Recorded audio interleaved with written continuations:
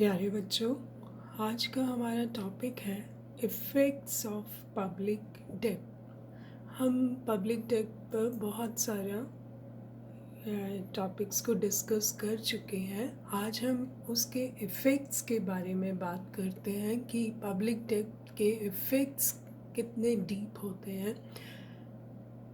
आज तक जितना हमने पढ़ा है इसके बारे में, इतनी बात तो क्लियर है कि public borrowing is known for its voluntary nature.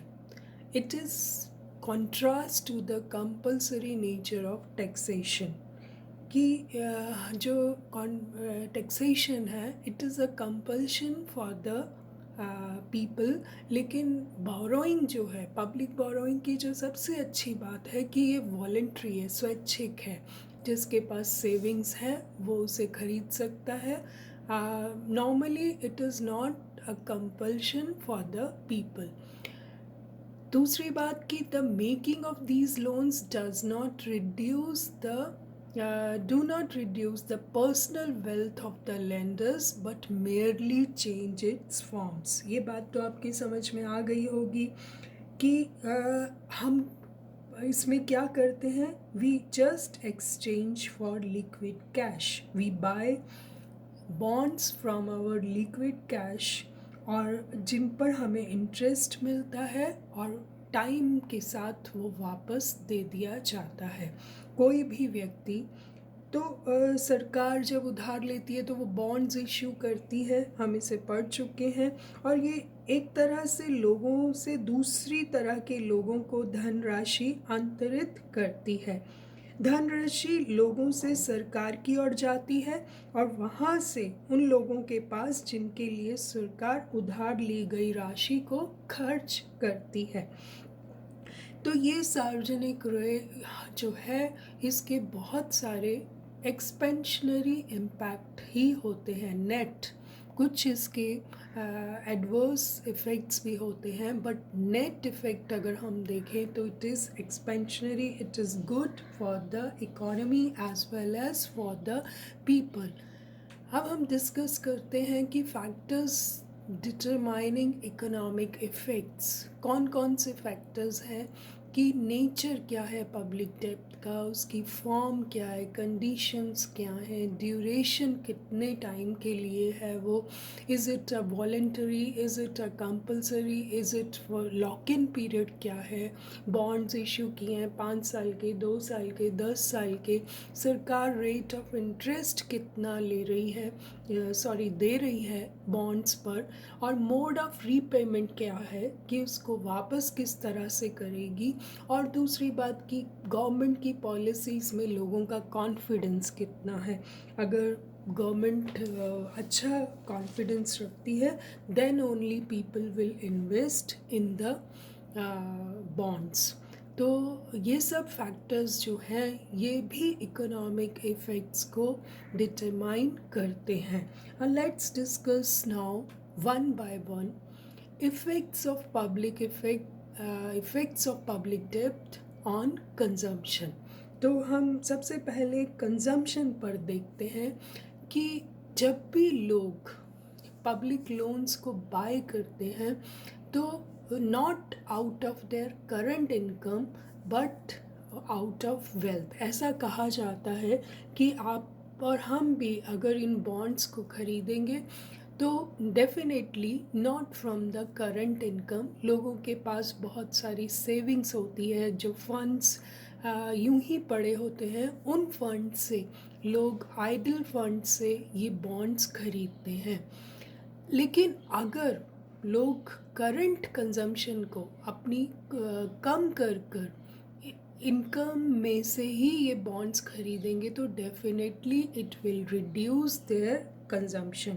उपभोग, अगर बॉन्ड खरीदते टाइम उनकी वर्तमान उपभोग शक्ति पर प्रभाव पड़ेगा तो सच में क्या होगा कि उपभोग वे कम कर देंगे।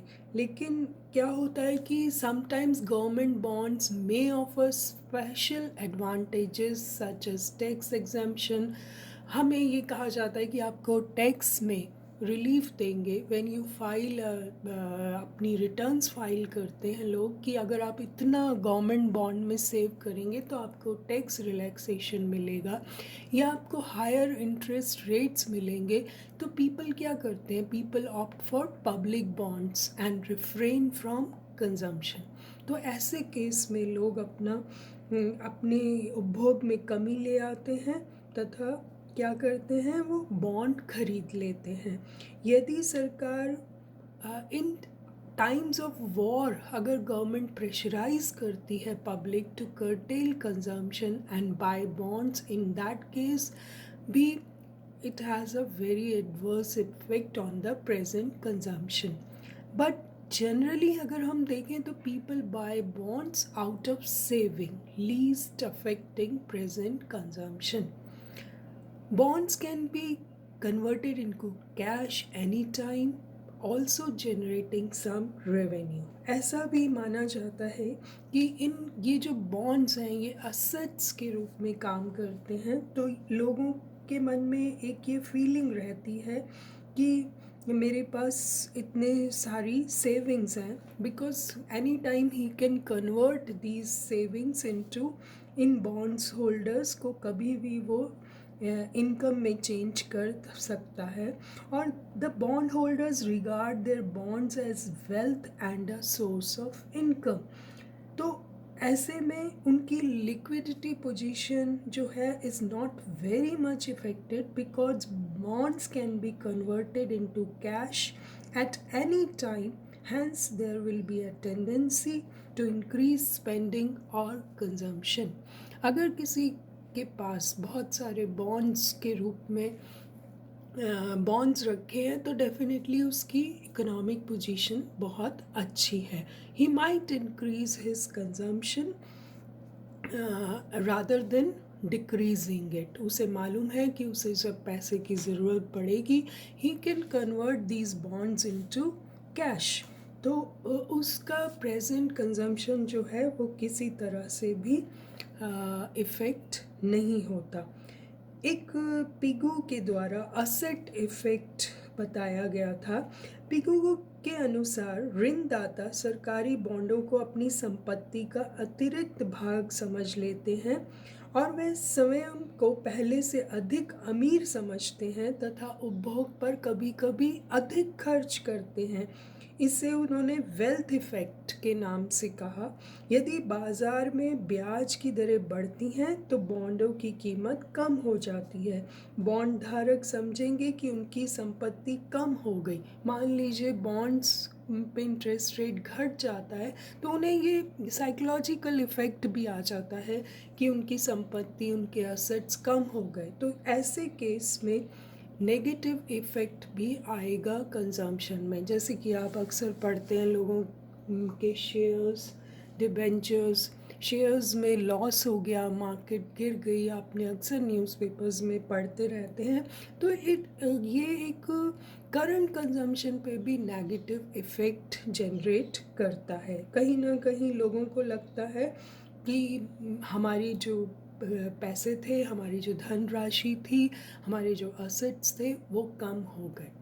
तो इफ़ेक्ट्स ऑन कंजम्पशन भी बहुत डीप इफ़ेक्ट होता है और वी ऑल नो कि एक इकोनॉमी को चलाने के लिए consumption plays an important role. In fact consumption, higher consumption से ही इकोनॉमिक एक्टिविटीज़ जो हैं वो इंस्पायर होती हैं।